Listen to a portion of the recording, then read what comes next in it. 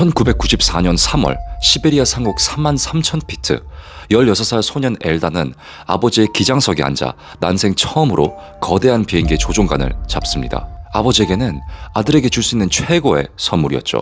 하지만 아버지는 몰랐습니다. 그 선물이 곧 75명 승객 전원을 태운 지상으로 곤두박질 치는 75톤짜리 롤러코스터의 티켓이 될 줄은요. 안녕하세요, 교포괴담입니다. 기묘하고 어둡고 미스터리한 실제 사건 이야기를 좋아하신다면 제대로 찾아오셨습니다. 제가 바로 그런 이야기만 하거든요. 그리고 저희 채널 가족이 아직 아니시라면 구독 버튼도 잊지 말아주세요. 일주일에 한 번씩 여러분을 잠 못 들게 할 새로운 이야기로 찾아뵙겠습니다. 자, 그럼 오늘의 이야기 속으로 들어가 보시죠.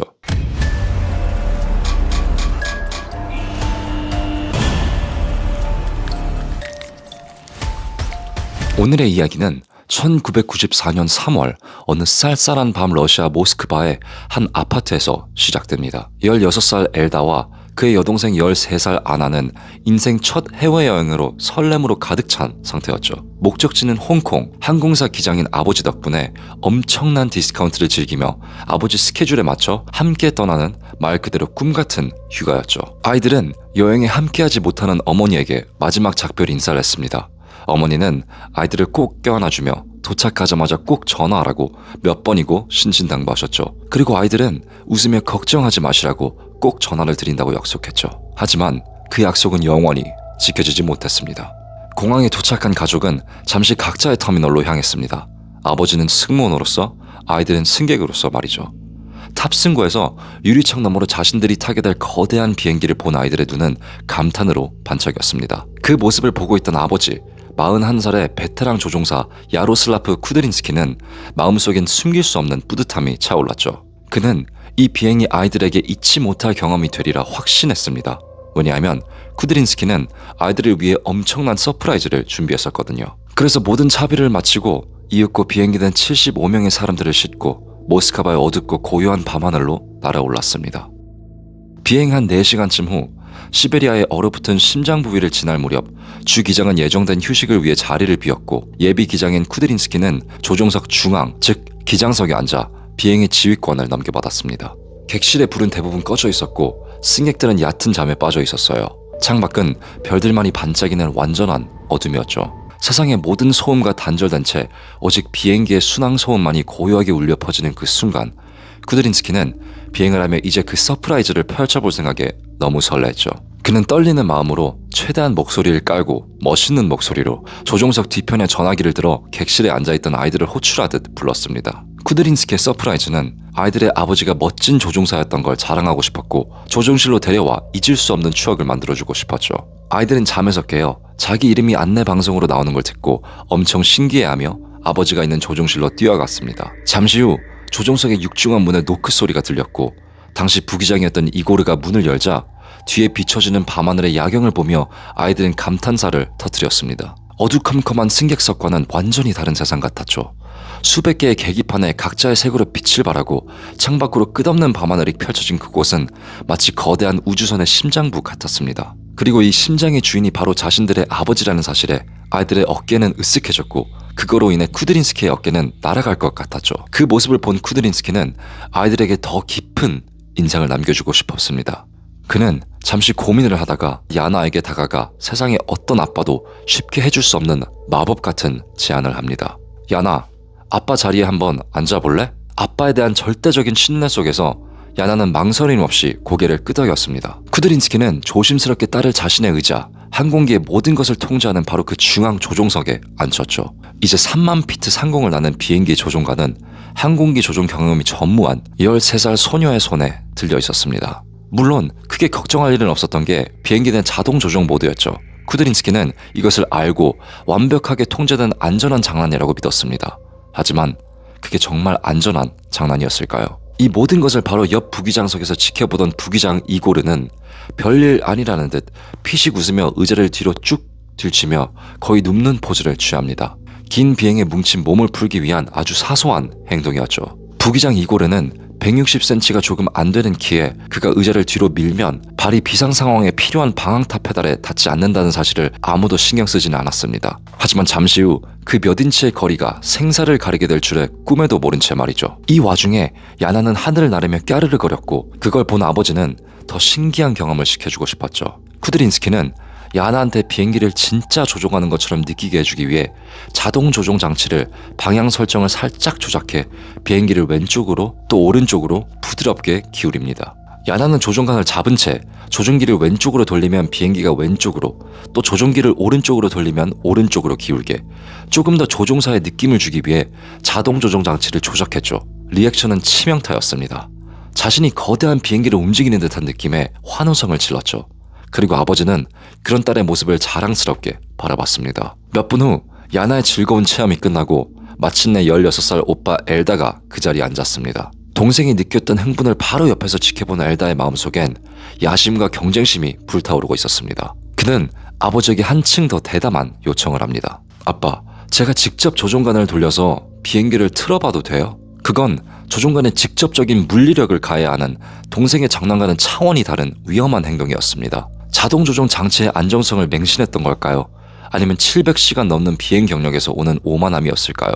베테랑 조종사 쿠드린스키는 아들의 자신감 넘치는 눈빛을 보고 웃으며 고개를 끄덕였습니다. 운명의 주사위는 그때 던져졌습니다. 아버지는 다시 한번 자동 조종 장치를 조작해 왼쪽으로 회전을 시작했고 엘다는 그에 맞춰 조종관을 왼쪽으로 힘껏 돌렸습니다. 바로 그때였습니다. 조종사가 어딘가에서 아주 작게 무언가 해제되는 소리가 들렸습니다. 금속 부품이 맞물렸다가 풀리는 듯한 아주 희미한 딸깍 소리. 하지만 아이의 흥분된 목소리와 아버지의 웃음소리에 묻혀 그 순간 아무도 그 소리의 의미를 알지 못했습니다. 그 딸깍 소리의 정체는 자동 조종 장치의 일부인 에일러론, 즉 비행기의 좌우 회전을 담당하는 날개 부분의 통제권이 해제되었다는 신호였습니다. 그 이유는 엘다가 왼쪽으로 기울일 때 흥분한 나머지 너무 많이 조종기를 틀어서 자동 장치가 풀렸던 것입니다. 자동 조종 장치의 뇌의 일부가 마비가 됐지만 속도와 고도를 제어하는 다른 부분들은 여전히 정상 작동 중이었기에 조종석의 그 누구도 이 치명적인 변화를 그때 알아차리지 못했습니다. 이제 자동 조종 장치의 한쪽 팔이 마비된 채 비행을 계속하고 있었고 그 사실을 모르는 엘다는 이미 재미를 한번 봤다며 조종관을 조금 더 세게 오른쪽으로 돌립니다. 하지만 아니나 다를까 너무 과하게 돌린 나머지 아버지가 의도했던 것보다 훨씬 더 깊고 빠르게 비행기는 오른쪽으로 기울기 시작했습니다. 하지만 조종석의 어른들은 여전히 이 상황이 아버지의 통제 아래에 있다고 믿고 있었죠. 비극은 바로 그 믿음의 빈틈을 파고들고 있었습니다. 상황의 심각성을 전혀 모르는 13살 야나는 이 모든 게 재미있고 놀이라고 생각하며 농담을 던집니다. 아빠, 우리 1등석 가서 앉아도 돼요? 쿠드린스키는 역시 웃으며 농담으로 받아칩니다. 1등석? 거기 가면 우린 잠만 잘 텐데 그랬다간 우리 모두 해고가 될 거야 라고 말합니다. 그리고 이 모든 대화들은 블랙박스에 녹음된 대화들이라 아주 정확한 대화들입니다. 이 터무니없는 대화가 오가는 동안 시간은 흘러가고 있었습니다. 고작 20초밖에 안 걸렸죠. 거대한 항공기의 운명을 결정하기엔 충분하고도 남은 시간이었죠. 가장 먼저 이상한 낌새를 눈치챈 것은 아이러니하게도 이 모든 문제의 원인이었던 16살 엘다였습니다. 조종석 정중앙에 앉아있던 그의 눈에 창밖에 별들이 부자연스럽게 한쪽으로 쏠리는 것이 보였습니다. 그는 아버지에게 순수한 질문을 던집니다.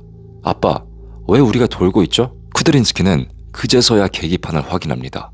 그의 얼굴에서는 미소가 싹 사라지고 비행기는 이미 45도 이상 거의 수직에 가깝게 기울어져 있었습니다.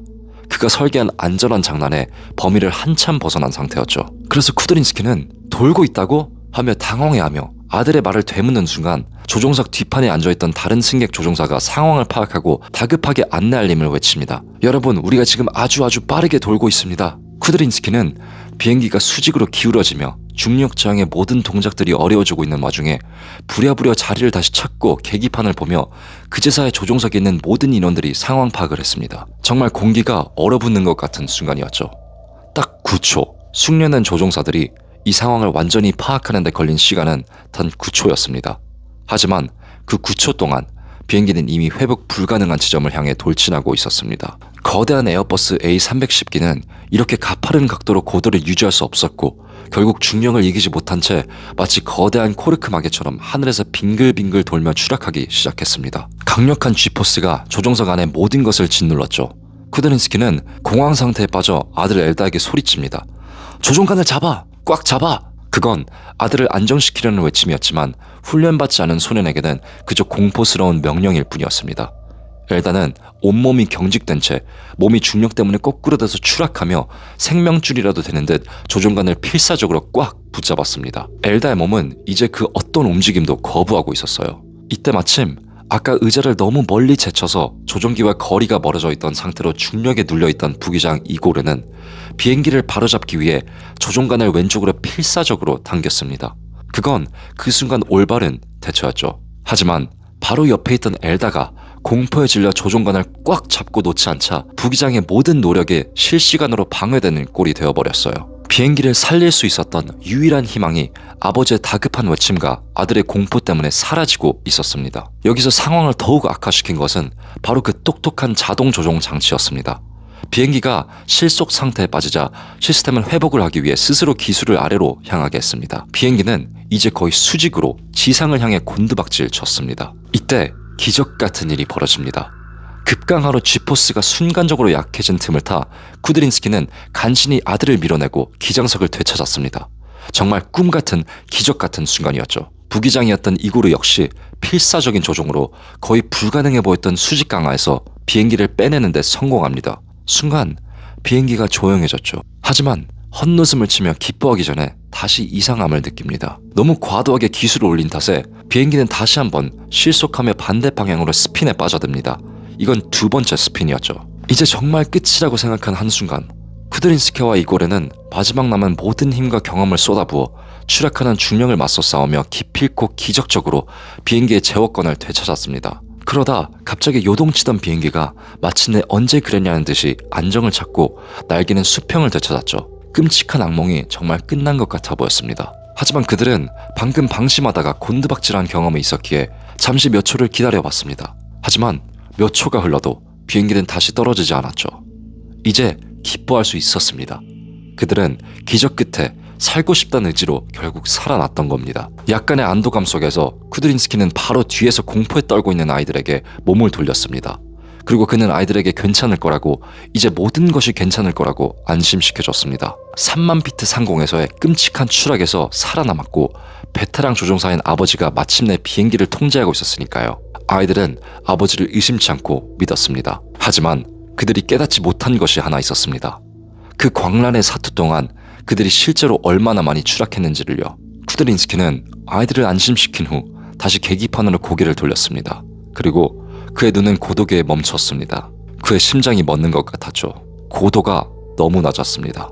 회복을 하기엔 너무나도 늦은 숫자였죠. 그 와중에 창문 너머로 얕은 구름들이 없어지며 코앞에 설산이 보였습니다. 자정 58분, 아버지가 아이들에게 괜찮을 거라고 말한 지 불과 몇 초 후 에어버스 A310기는 시베리아의 눈 덮인 숲으로 추락했고 탑승자 75명 전원은 그 자리에서 즉사했습니다. 훗날 사고 현장에서 회수된 블랙박스를 들은 조사관들은 경악을 금치 못했습니다. 녹음된 것은 기계 고장의 기록이 아니었습니다. 테러나 납치의 증거도 아니었습니다. 그곳에 담겨져 있었던 것은 아들에게 세상 가장 멋진 선물을 해주고 싶었던 한 아버지의 목소리, 그리고 그 선물이 끔찍한 비극으로 변해가는 마지막 몇 분의 생생한 기록이었습니다. 오늘 이야기를 재미있게 보셨다면 마지막으로 제가 교포인 만큼 오늘 이야기에 나온 중요한 영어 단어 하나 알려드리겠습니다. 바로 altitude입니다. altitude. 한국어로는 비행할 때 고도 수치를 뜻하죠. 그들은 고도 수치를 회복하기엔 너무 늦었습니다. 라고 표현할 때 their altitude was too low to recover. 그럼 다음 주에 더 기묘한 이야기로 찾아뵙겠습니다. 감사합니다.